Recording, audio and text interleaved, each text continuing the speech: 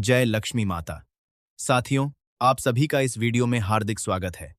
हे माता लक्ष्मी, यह वीडियो देखने वाले हर व्यक्ति पर आपकी कृपा सदैव बनी रहे। उन्हें सुख, समृद्धि प्राप्त हो और धन की कभी कमी ना हो। साथियों, माता लक्ष्मी कहती हैं कि घर की ये 5 चीजें कभी किसी दूसरे को नहीं देनी चाहिए।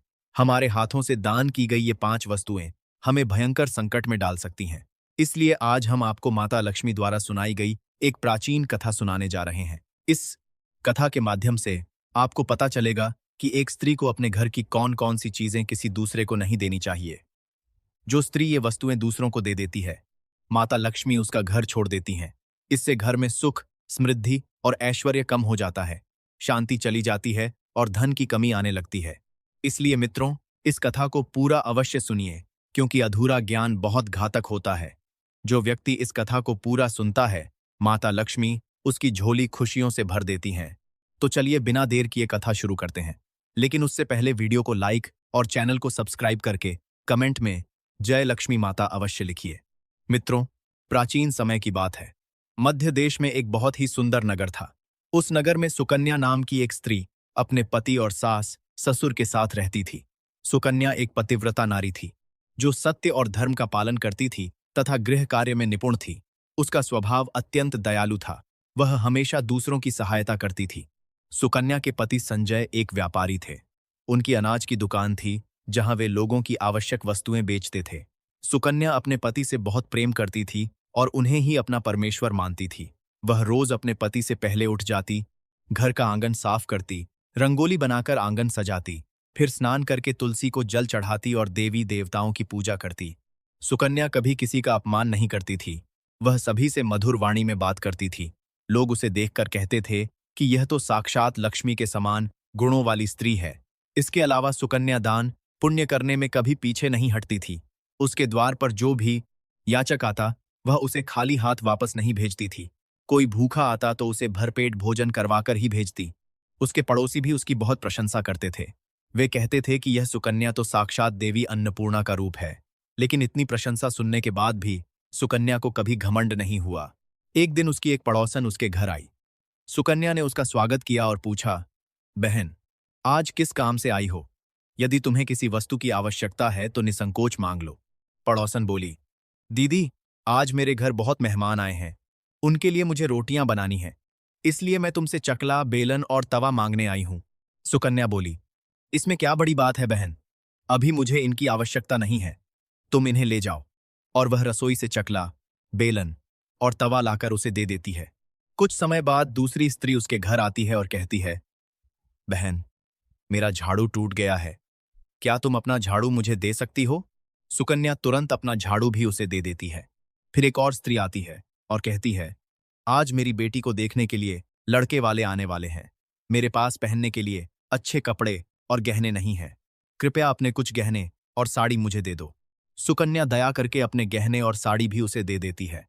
शाम को एक बूढ़ी पड़ोसन आती है और कहती है, बेटी, मेरा बच्चा भूखा है।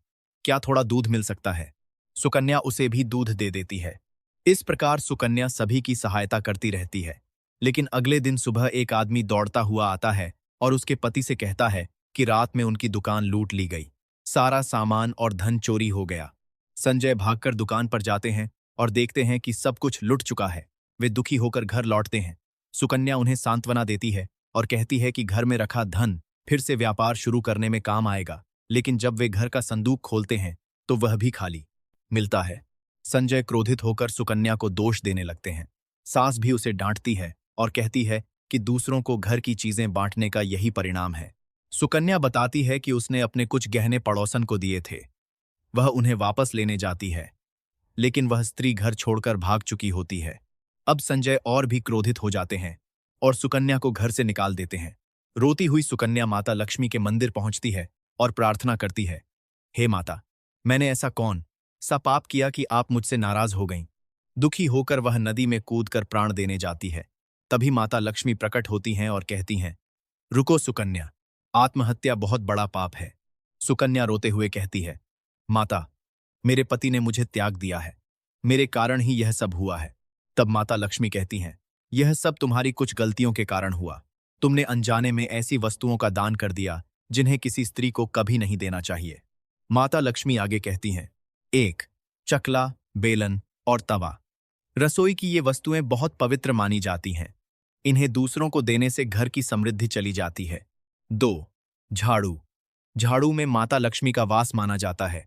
जो स्त्री अपना झाड़ू दूसरों को देती है, उसके घर से लक्ष्मी चली जाती हैं। 3. शाम के समय दूध, दही, नमक और आटा। शाम को इन सफेद वस्तुओं का दान करने से घर में अन्न और धन की कमी आने लगती है। 4. अपने गहने।